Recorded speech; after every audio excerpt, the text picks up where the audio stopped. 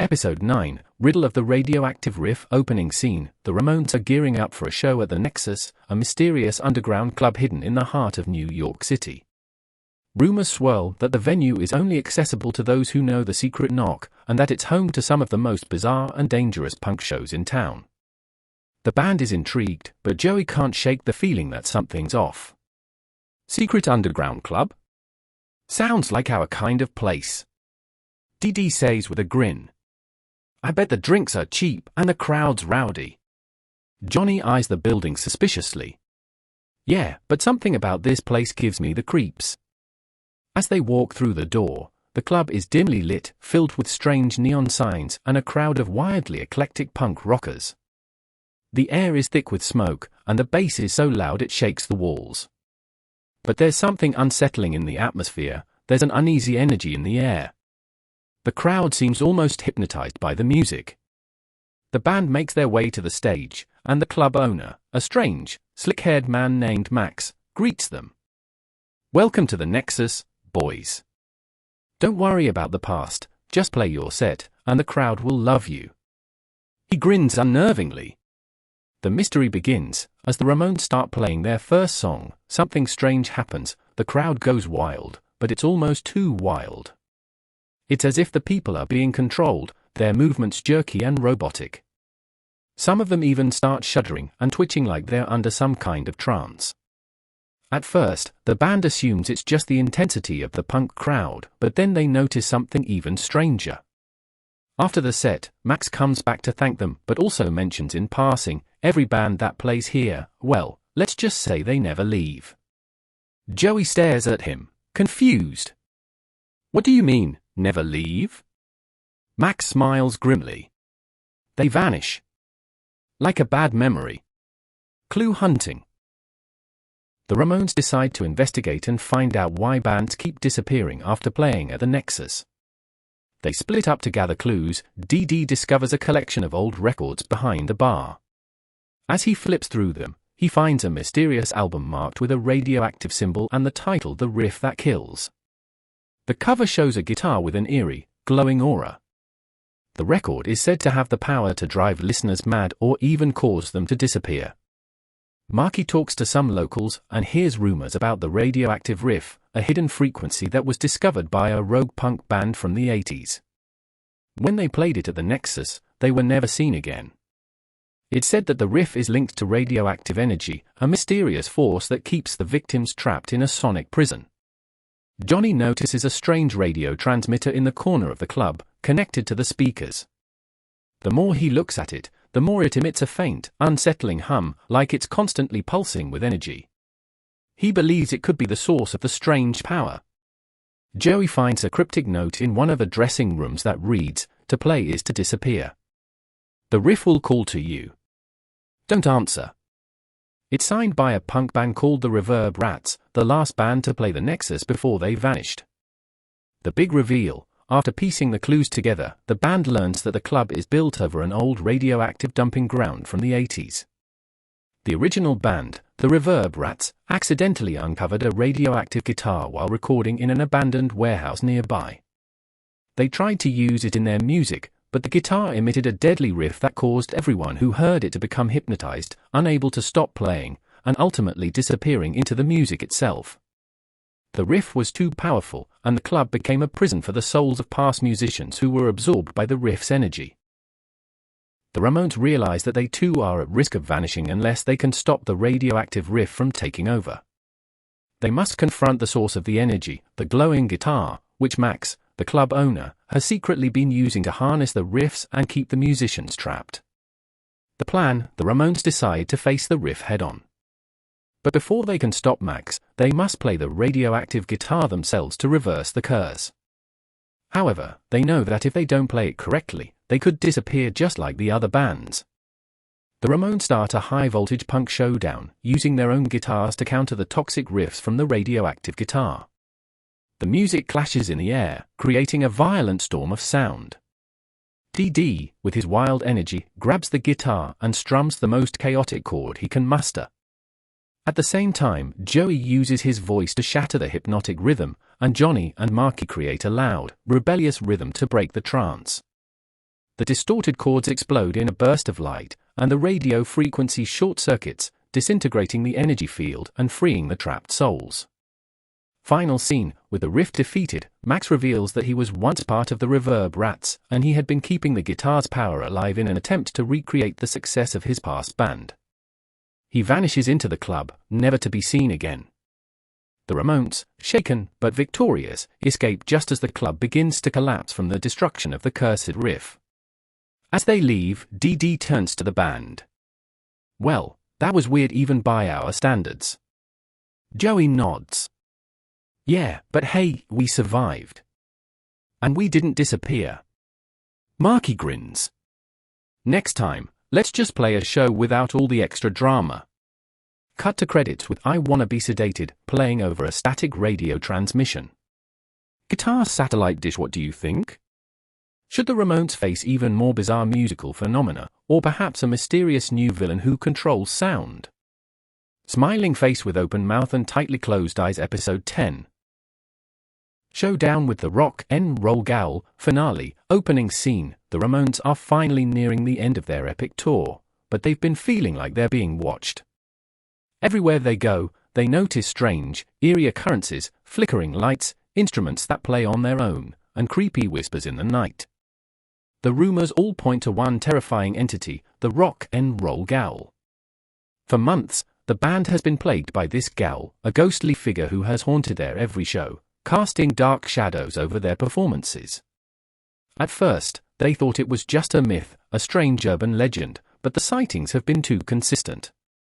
And now, they're headed to their final destination, the long-forgotten Thunderstrike Arena, an abandoned stadium with a haunting history. It's said to be the Ghoul's final haunt, a place where music and death are entwined forever. As the band pulls up to the arena, they can feel the heaviness in the air.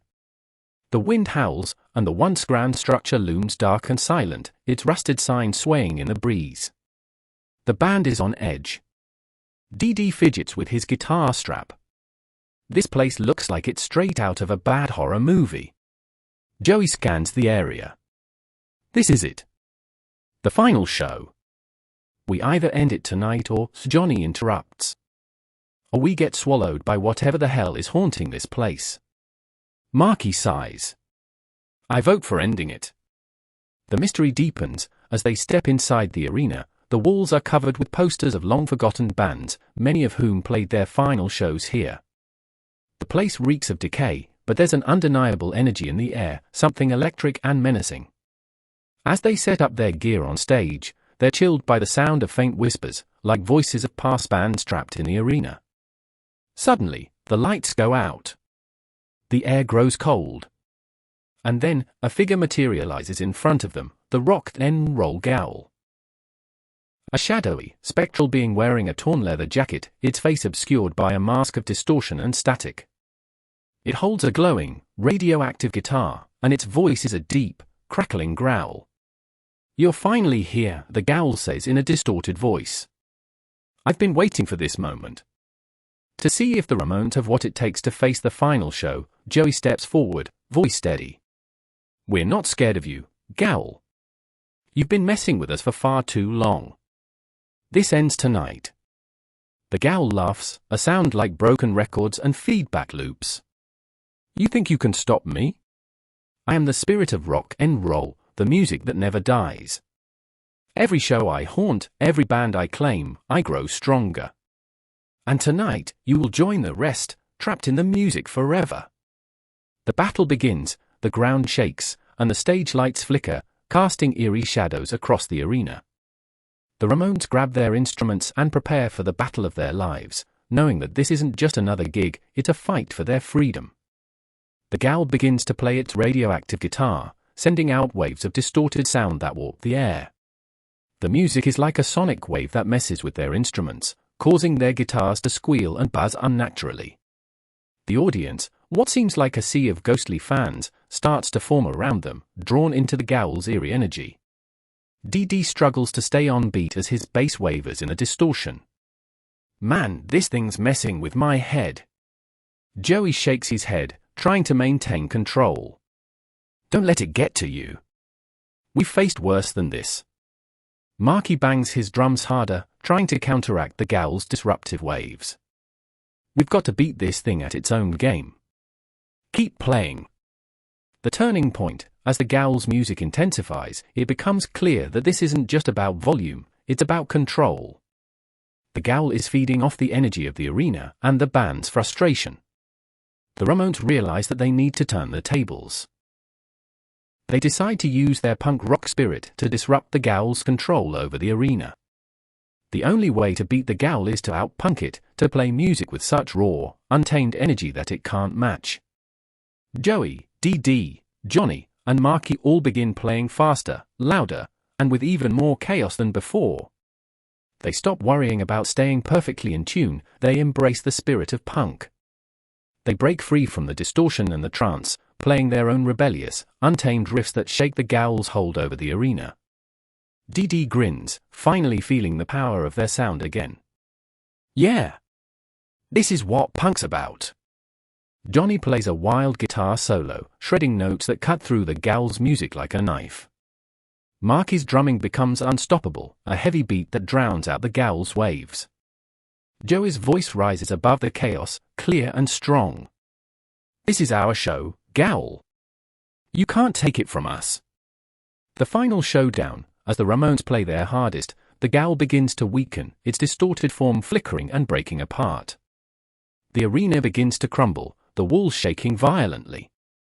But just when it seems like they've won, the Gowl lets out a final, terrifying scream, trying to unleash one last, cataclysmic riff. In a last-ditch effort, the Ramones channel all their punk energy into one final explosive chord that reverses the Gowl's power. The ground shakes, and the arena explodes in a burst of light, blasting the Gowl back into the void.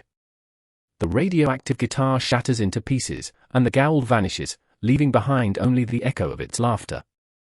The big reveal, as the dust settles, the Ramones stand on the stage, victorious but exhausted. They've beaten the Gowl, but they're left with one lingering question: who, or what, was really behind it all? Suddenly, Max, the club owner from the earlier episode, appears in the back of the arena. He's no longer the eerie, slick-haired figure but a disheveled, older man. It was me, Max admits, his voice cracked. I was the one who unleashed the Gowl. I thought it would help me create the ultimate punk legend, but it consumed me. The music, it became too powerful, too dangerous. I was trying to control it, but it was out of my hands. Joey looks at him, sternly. You used people, bands, to fuel this madness. You'll never control punk. Max nods, defeated. You're right. It was never meant to be controlled. It's free, like you guys. Final scene, the band walks out of the arena, the echoes of their music fading behind them. They faced their greatest foe yet, and they're stronger for it. As they exit into the night, they know the rock and roll spirit will never die. Dee looks over at the others. Well, I think we've earned a vacation. Johnny shrugs. Nah, we'll get back on the road soon enough. Joey grins. Yeah, there's always another show waiting for us. As the Ramones head off into the moonlit night, they know that punk rock will never stop. It's a force that can never be controlled or defeated. Cut to credits with Rockaway Beach playing as the Ramones walk off into the distance.